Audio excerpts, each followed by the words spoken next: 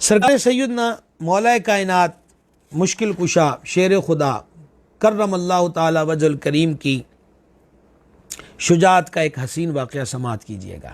عمر ابن ود، یہ عرب کے جو شجاع لوگ تھے نا، ان کا سردار مانا جاتا تھا۔ جو بڑے بڑے دلیر، بڑے جنگجو تھے، ان کا یہ بادشاہ مانا جاتا تھا۔ اس کی بہادری کا عالم یہ تھا کہ اکیلا 1000 سوار کے برابر مانا جاتا تھا۔ یہ کوئی معمولی سی بات نہیں ہے، یہ کوئی آپ کو طلسماتی کہانی نہیں سنا رہا، یہ حقیقت ہے کہ عمر ابن ود جس لشکر میں ہوتا تھا وہ کہتے تھے کلہ ہی ہزاراں دے برابر ہے۔ جنگ بدر میں یہ مردود زخمی ہو کے بھاگ نکلا تھا، غازیان اسلام کے ہاتھوں زخمی ہو کے، اور اس نے یہ نظر مانی تھی کہ جب تک میں سرکار کا نام لے کر کہتا تھا کہ ان سے اور ان کے رفقا سے بدلہ نہ لے گا، یہ اپنے سر پہ تیل نہیں لگائے گا۔ یہ اس نے بدر میں بھاگ کر زخمی ہو کر یہ اس نے منت مانگی تھی۔ غزوہ خندق میں یہ مغرور و جفاکش بڑے مغرورانہ انداز میں تکبر کے نشے میں مخمور میدان جنگ میں ہاتھی کی طرح چنگاڑتا ہوا پھرتا تھا، اور بڑی ہی نخوت اور غرور کے ساتھ یہ رجزیہ اشعار پڑھتا اور مقابلے کی دعوت دیتا کہ آؤ کس نے میرے مقابلے میں آنا ہے۔ جب اس نے بہت زیادہ یاوہ گوئی کی تو نبی مکرم علیہ السلام نے فرمایا، کون ہے جو اس کافر و مغرور کا کام تمام کرے؟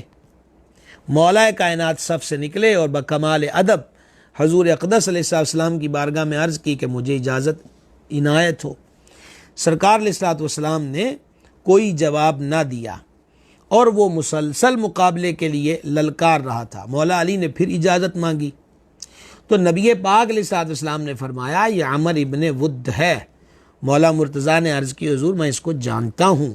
تو حضور علیہ السلام نے پھر اجازت دی اور سرکار نے اپنی تلوار ذوالفقار مولا علی کو عطا کی اور اپنی زرہ اتار کر مولا علی کو پہنا دی، اور پھر اپنا امامہ مبارک مولا مرتضیٰ کرم اللہ تعالی وجہ الکریم کے سر انور پر اپنے دست مبارک سے باندھا۔ کیا تیاری ہے جناب، سبحان اللہ سبحان اللہ۔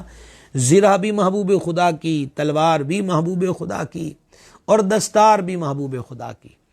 خود حضور علیہ السلام نے مولا علی کے سر انور پر امامہ مبارک باندھا اور پھر اپنے مبارک ہاتھ اٹھا کر اللہ کی بارگاہ میں دعا کی، الہی عبیدہ بن حارث کو تو نے بروز بدر اور حمزہ بن عبد المطلب کو تو نے بروز احد اپنے پاس بلا لیا۔ اب یہ علی تیرا بندہ اور میرا بھائی، میرے چاچے کا بیٹا ہے، میں اس کو تیری پناہ میں دیتا ہوں، الہی تو اس کی مدد فرما، اور صحیح و سالم مظفر و منصور پھر مجھ سے ملا۔ اللہ اللہ اللہ اللہ اللہ۔ یہ نبی پاک علیہ السلام کی محبتیں ہیں مولا علی کی ذات پاک سے۔ کیا بات ہے جی۔ شاہ مرداں شیر یزداں سرکار مولا مرتضیٰ کرم اللہ تعالی وجہ الکریم، جناب پھر ایڈی تیاری ہوئی ہوئے تو پھر دیکھو کہ رب کا شیر میدان میں اترا ہوگا تو کیا انداز ہوگا، کیا طریقہ ہوگا۔ پھر مولا علی ہیں، پھر مولا علی کی مزید شان دیکھیے، پیدل اترے میدان کے اندر اور اس کے سامنے پہنچے۔ اس عمر ابن ود کا قول تھا کہ اگر کوئی شخص مجھ سے 3 باتوں کی درخواست کرے تو میں ایک ضرور قبول کروں گا، یہ اس کا قول تھا۔ اور یہ کفار لوگ بھی جو میدانوں میں لڑتے تھے، یہ اپنے قول کو بڑا پورا کرنے کے عادی تھے۔ تو حضور مولا مرتضیٰ کرم اللہ تعالی وجہ الکریم نے فرمایا، اے تو ہی آکھیا ہے، یہ تیرا ہی قول ہے؟ تو اس نے کہا میرا ہے۔ تو آپ نے فرمایا پھر میں تجھ سے کہتا ہوں کہ تو اسلام قبول کر۔ یہ ہے دین اسلام کے مجاہدوں کا ترائے امتیاز۔ خیبر کے اندر بھی یہی منظر تھا کہ فرما کل یہ جھنڈا اس کو دوں گا جس کے ہاتھ پہ اللہ نے فتح رکھی ہے، اللہ اور اس کے رسول سے محبت کرتے ہیں، وہ اللہ اور اس کے رسول سے محبت کرتا ہے۔ فتح کنفرم تھی، غیب کی خبر ارشاد ہو گئی۔ صبح مولا مرتضیٰ کو سرکار علیہ السلام نے جھنڈا خود عطا فرمایا۔ فتح کنفرم ہے، لیکن قربان جاؤں حیدر کرار کی ذات پاک پر کہ حضور کی خدمت اقدس میں مؤدبانہ ملتمس ہوئے، حضور کرنا کیا ہے حکم دیجئے۔ تو سرکار نے وہاں بھی فرمایا تھا ان کو جا کر پہلے اسلام کی دعوت دینا، ایک بندہ بھی تمہاری دعوت سے راہ حق پر آ گیا تو تمہارے حق میں سرخ اونٹوں سے بہتر ہے۔ یہاں بھی مولا مرتضیٰ اتنی تیاری سے آئے ہیں، سرکار کی زرہ، سرکار کی تلوار، سرکار کا امامہ، پھر پیچھے حضور کی دعا صلی اللہ تعالی علیہ وسلم۔ کیا رکاوٹ تھی جناب، کیا کمزوری تھی، لیکن اصل مشن کیا ہے کہ بہکے ہوئے بندے راہ حق پر آ جائیں، مولا کی چوکھٹ سے بھاگے ہوئے مولا کے در پہ آ جائیں، کفر اور شرک کی گندگی میں ملوث اور غلطاں لوگ جو ہیں وہ در توحید پہ جھک جائیں، رسالت مآب علیہ الصلوۃ والسلام کو اپنا نبی و رسول اور اپنا شافع تسلیم کر لیں۔ مولا مرتضیٰ نے فرمایا 3 گلاں تو آکھیا جڑا کہے گا میں مناں گا، پھر ساڈی تے پہلی گل یہی ہے، چھڈ پرا کفر دی دنیا نو، آس دامن اسلام میں اور یہاں کی بہاریں دیکھ، یہاں کی برکات کو دیکھ۔ اس نے کہا یہ نہیں ہو سکتا۔ مولا علی نے فرمایا پھر دوسرا سوال یہ ہے، واپس چلا جا، ہم سے نہ لڑ۔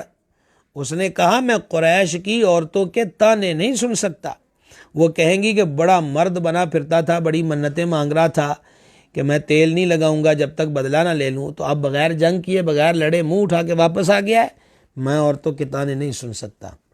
اب سنیے پھر مولا علی نے تیسرا سوال کیا کیا۔ حیدر کرار کرم اللہ تعالی وجہ الکریم نے فرمایا پھر لڑائی کے لیے تیار ہو جا۔ اللہ اللہ اللہ اللہ اللہ، یہ جملے میں ایک کرسی پہ بیٹھ کے آپ کے سامنے بڑی آسانی کے ساتھ کہہ رہا ہوں، لیکن ان جملوں کی اہمیت آپ جانتے ہیں کہ اس میدان میں کیا تھی؟ یہ غزوہ خندق کا واقعہ ہے۔ یہ جملے سن کر ابن ود ہنسنے لگ گیا، اور اس نے ہنس کر کہا کہ مجھ کو یہ امید نہ تھی کہ آسمان کے نیچے کوئی مجھ سے یہ بھی کہے گا کہ تو لڑائی کے لیے تیار ہو جا، میرے مقابلے میں تو آنے کے لیے کسی میں ہمت نہیں ہوتی۔ وہ ہنسنے لگ گیا۔ حضور مولا مشکل کشا کرم اللہ تعالی وجہ الکریم چونکہ پیدل تھے، اس لیے اس کافر ابن ود، اس کی جو اس حالت کے اندر بھی کوئی غیرت تھی، اس نے گوارا نہ کیا کہ سوار ہو کے مقابلہ کرے، چنانچہ وہ گھوڑے سے اتر آیا اور تلوار مار کر بے زبان گھوڑے کی کونچیں کاٹ دیں۔ یہ بھی ایک انداز ہوتا ہے لڑاکوؤں کا اور جنگجوؤں کا کہ بس اب یہ نہیں ہے کہ گھوڑے پہ سوار ہو کے بھاگنا ہے، یا مارنا ہے یا مر جانا ہے۔ خیر، پھر اس نے مولا مرتضیٰ سے پوچھا کہ تم ہو کون؟ تو شیر خدا نے اپنا نام نامی اسم گرامی بتایا کہ میں علی ابن ابی طالب ہوں۔ تو اس نے کہا تم ابھی کم سن نوجوان ہو، میں تم سے لڑنا نہیں چاہتا، تمہارے باپ میرے دوست تھے، مجھ کو پسند نہیں ہے کہ اپنی تلوار خونخوار سے تمہارا خون گراؤں، جاؤ تم واپس جاؤ۔ مولا علی پاک نے سن کے فرمایا تینوں چنگا نہیں لگتا، پر اب مجھے تیرا خون بہانا بڑا پسند ہے۔ عمر اب غصے سے بے تاب تھا، تلوار میان سے نکالی اور ایک دم آپ کے سر اقدس پر وار کیا۔ آپ نے اس وار کو ڈھال پر روکا، تلوار نے اس ڈھال کو کاٹ دیا، اور اس کی ہلکی ضرب جو ہے وہ حضور مولا مرتضیٰ کی پیشانی پر نور پر لگی، جس سے معمولی سے زخم پیشانی پر آیا۔ اب دشمن کے وار کے بعد شیر خدا کے وار کی بات تھی۔ سرکار حیدر قرار نے ذوالفقار سے ایک ایسا بھرپور وار کیا اس کے شانے پر، اس کے کندھے پر، جس سے اس کا شانہ کٹ گیا اور تلوار نیچے تک اتر گئی، گویا اس کو 2 ٹکڑے کر دیے، اور ساتھ ہی اللہ اکبر کا نعرہ بلند کیا اور فتح کا اعلان ہوا۔ یہ دیکھ کر ضرار اور حبیرہ آپ پر ٹوٹ پڑے، لیکن جب ذوالفقار حیدری دیکھی تو وہ بھی پیٹھ دکھا کے واپس بھاگ گئے۔ مولا کائنات کرم اللہ تعالی وجہ الکریم نے ابن ود کو قتل کرنے کے بعد اس کی زرہ اور اس کا جو سامان اور اسلحہ وغیرہ تھا اس پر کوئی توجہ نہ کی۔ یہ بھی ایک جنگوں میں کام ہوتا ہے کہ جب اس قسم کے سورمے کو مارا جائے تو بہادری کی علامت ہوتی ہے کہ اس کی تلوار اٹھا لی جاتی ہے، یا اس کی زرہ اتار لی جاتی ہے، اس کا خرد اتار لی جاتی ہے۔ تو یہ بھی ایک میدان جنگ کا ایک ریتی رواج رہا ہے، اور یہ فاتح جو ہوتا ہے وہ دوسروں پر مزید اپنی قوت کو اجاگر کرنے کے لیے اس کی تلوار لے لیتا ہے یا اس کی زرہ کو لے لیتا ہے۔ مولا کائنات نے اسے واصل جہنم کیا، لیکن اس کے سامان وغیرہ پر حضور مولا علی پاک نے کوئی توجہ نہ فرمائی۔ اب بڑی حیران کن بات میں آپ کو سنانے لگا ہوں۔ وہ جو ابن ود تھا، اس کی بہن نے وہ روتی ہوئی اپنے بھائی کی لاش پر آئی اور سراہنے بیٹھی روتی رہی. پھر اس نے اچانک اپنے بھائی کے وجود کو دیکھا کہ سارے ہتھیار موجود ہیں، کوئی چیز بھی وہاں سے نہیں لی گئی. اس عورت نے حیران کر دینے والے لفظ ابن ود کے سراہنے بیٹھ کر کہے. ذرا سماعت کیجیے اس نے کیا کہا. اس نے کہا میرے بھائی کا قاتل کوئی مرد کریم الطبع، گرامی قدر، بہادر اور قومیت میں اس کا ہمسر و مقابل معلوم ہوتا ہے. اللہ اکبر کبیرہ. پھر وہ لوگوں سے پوچھنے لگ گئی کہ میرے بھائی کو کس نے قتل کیا ہے؟ تو پھر لوگوں نے بتایا کہ اس کو علی بن ابی طالب کرم اللہ تعالی وجہ الکریم نے اس کو واصل جہنم کیا ہے. یہ شجاعت و جوان مردی ہے مولا کائنات کرم اللہ تعالی وجہ الکریم کی ذات پاک.